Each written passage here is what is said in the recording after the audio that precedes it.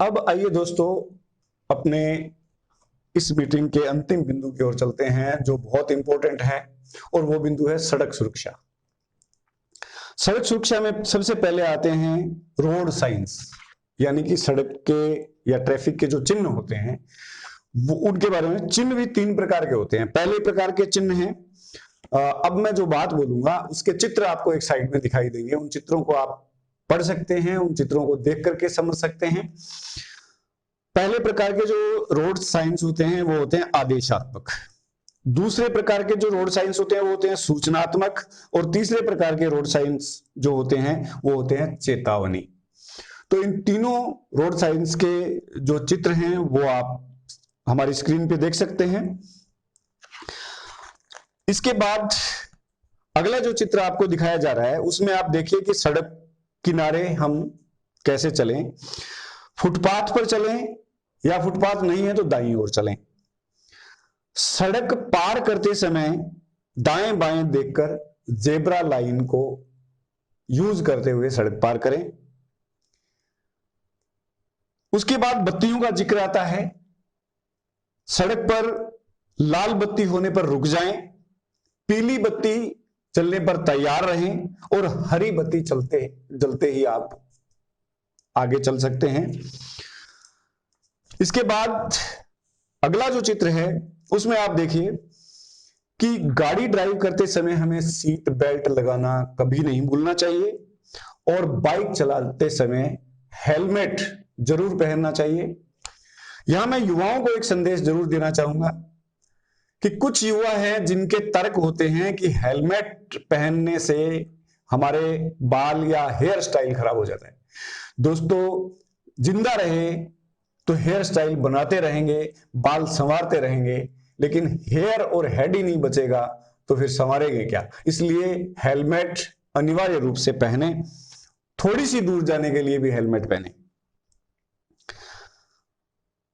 अगला जो चित्र है उसमें बताया गया है कि तेज गति से वाहन कभी नहीं चलाएं। हर हाईवे का एक निर्धारित गति होती है, निर्धारित स्पीड होती है, उस गति से ही आपको वाहन चलाना है।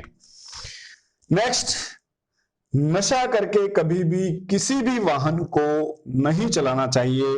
नशा करके ड्राइविंग नहीं करनी चाहिए। और दूसरे चित्र में दिखाया गया है ओवरलोडिंग से बचना चाहिए। क्षमता अनुसार ही लोडिंग करनी चाहिए और गाड़ी की क्षमता अनुसार ही उसमें सवारी बैठानी चाहिए।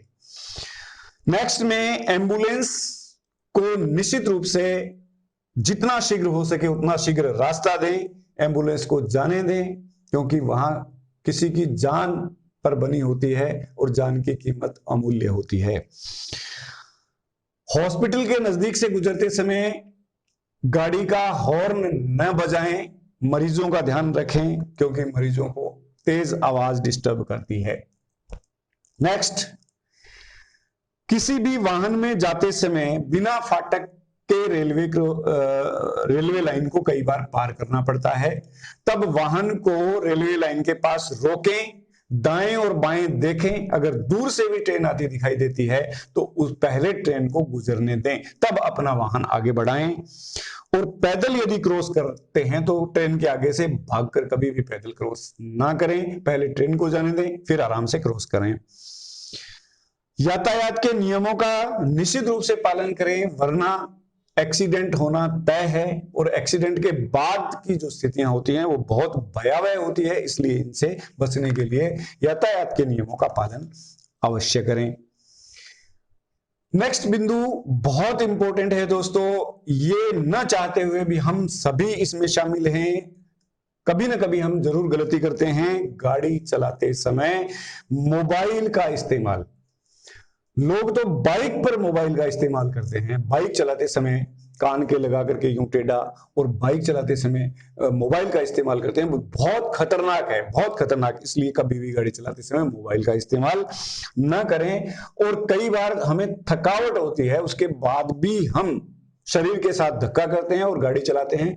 थकावट के समय दोस्तों कब आपको नींद आ जाएगी कोई पता नहीं चलता, आपको पता ही नहीं चलेगा कब आपको नींद आ गई। इसलिए थकावट होने पर कभी भी गाड़ी न चलाएं।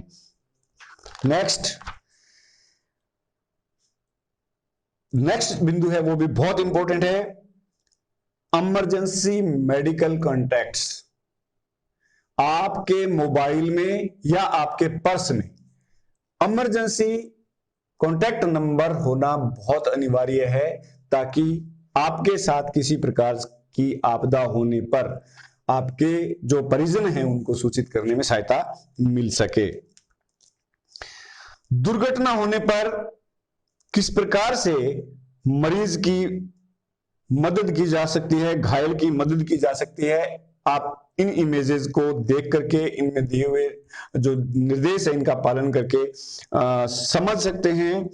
घायल को तुरंत टेढ़ा करके इस अवस्था में लिटाएं जो इमेज आपको दिखाई जा रही है। नेक्स्ट पेज पर आप देख सकते हैं कि एम्बुलेंस और पुलिस को तुरंत प्रभाव से सूचित करना चाहिए। और अगला बिंदु है सीपीआर। दोस्तों, सीपीआर क्या चीज है? मरीज घायल हो गया है, मरणासन कंडीशन में है, उसकी सांस रुकती हुई नजर आ रही है, तो हम उसको लेटा करके सीपीआर दे सकते हैं। सीपीआर देने का जो तरीका है इसमें समझाया गया है कि दोनों हाथ, जो उंगलियां, दोनों हाथों की पूरी हथेली, ये जो हिस्सा है हथेली का, ये इस तरह से करके आपका दायां हाथ काम करता है तो दायां नीचे रखें, बायां काम करता है तो बायां नीचे रखें, इस तरह से, और घुटनों के बल बैठ करके, और छाती का जो ये बिल्कुल बीच का बिंदु है, ये जो हमारे वक्षस्थल हैं इनके, और ये बीच का जो जहां क्रॉस बनता है, इस क्रॉस के ऊपर आपकी हथेली यहां टिकनी चाहिए, और घुटनों के बल बैठ करके, और छाती इतनी दबनी चाहिए कि 5 से 6 इंच दबे, और उसकी स्पीड इतनी होनी चाहिए कि 1 मिनट में कम से कम 120 बार आप उसको दबा सकें, तब मरीज की जान बच सकती है। दोस्तों, तो सीपीआर देने का तरीका समझने के लिए इस पेज को बहुत अच्छे तरीके से आप देख लें। कृत्रिम श्वास भी आप दे सकते हैं, वो तरीका भी इसके अंदर दिया हुआ है पेज में। और आगे जो है हार्ट अटैक होने पर, नेक्स्ट पेज में दिया गया, हार्ट अटैक आने पर हमें किस तरह से मरीज की मदद करनी चाहिए या स्वयं की मदद करनी चाहिए। और नेक्स्ट, छाती और पेट घायल होने पर किस तरह से हम मदद कर सकते हैं। नेक्स्ट पेज में हड्डी टूटने पर किस तरह से मरीज की मदद की जा सकती है, किस अवस्था में उसको लेटाना चाहिए, कैसे जो है हड्डी को सपोर्ट देना चाहिए, आदि सारी चीजें इसमें बताई गई हैं। नेक्स्ट पेज में यदि बिजली का झटका किसी को लग गया है तो उस घायल की हम किस तरह से, उस पेशेंट की किस तरह से मदद कर सकते हैं, इस पेज में पूरी बात समझाई गई है। नेक्स्ट, यदि आग लग गई है गाड़ी में या कोई जल गया है, जलने पर या किसी के कपड़ों में आग लग चुकी है तो उसकी जो हेल्प हम किस तरह से सड़क पर कर सकते हैं, ये भी इसके अंदर अंतर्गत बताया गया है। उसके बाद जो है डूबते हुए व्यक्ति को, नेक्स्ट जो पेज हमारा है उसमें डूबते हुए व्यक्ति को बचाने का तरीका जो है समझाया गया है। और लास्ट एंड फाइनल है दोस्तों कि दुर्घटना की स्थिति में घायल का हेलमेट कैसे उतारें। बहुत इंपॉर्टेंट चीज है, हेलमेट 2 लोगों को मिलकर के, हो सके जहां तक 2 लोगों को मिलकर के, एक को उसकी गर्दन संभालना चाहिए और दूसरे को आहिस्ता से उसका हेलमेट उतारना चाहिए। आपको बेल्ट काटना पड़े या उसको किसी तरह से निकालने के लिए, अकेले हेलमेट निकालने पर मरीज को नुकसान हो सकता है। और रीढ़ की हड्डी टूटने पर 3 व्यक्ति जो है उस घायल को, एक पीठ को सहारा दे, एक गर्दन को सहारा दे और एक पैरों को सहारा दे। अगर रीढ़ की हड्डी में चोट है तो वो चोट अकेले आदमी, अगर 1 या 2 आदमी उसकी मदद करते हैं तो वो जो है चोट बढ़ सकती है, मरीज कोमा में जा सकता है। तो इस तरह से रोड जो सेफ्टी है, सड़क सुरक्षा है, उसका आपने बहुत अच्छे तरीके से ध्यान रखना है। सो इस चैप्टर में इतना ही। धन्यवाद। तो साथियों, हमारी इस मीटिंग के दौरान आपने आपदा प्रबंधन के बारे में काफी कुछ जान लिया है। वैसे ये विषय बहुत बड़ा है, डिजास्टर मैनेजमेंट, इसको इतने कम समय में एक्सप्लेन करना संभव नहीं है, फिर भी मैंने मुख्य बिंदुओं को छूने की कोशिश की है। मुझे आशा ही नहीं, पूर्ण विश्वास है कि आपको ये वीडियो पसंद आया होगा।